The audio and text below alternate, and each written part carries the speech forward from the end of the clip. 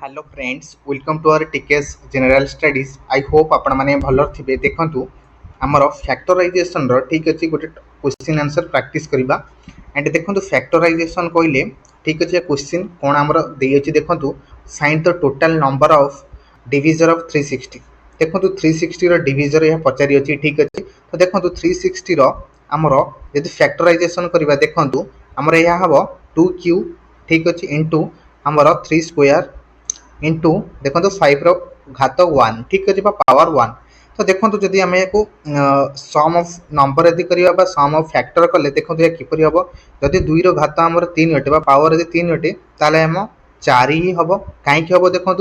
जदि यह सम of number करवा देखो आम प्रथम जीरो सॉरी टू घात देखो जीरो हम प्लस जदि सम ऑफ नंबर जदि पचारि थाए ठीक अच्छे जदि 360 सम ऑफ फैक्टर यदि पचारि थाए यहीपर ही हम देखो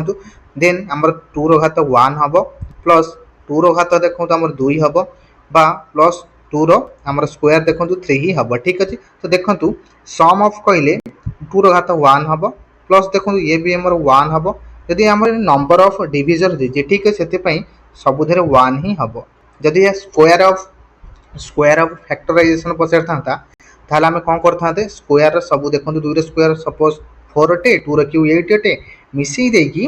मल्टीप्लाई करते ठीक अच्छे यार फर्मूला हूँ या तो देखो इंटू आमर 3 घात दुई दैट मीन्स आम कहीपर यहाँ 3 अटे प्लस देखो सॉरी इंटू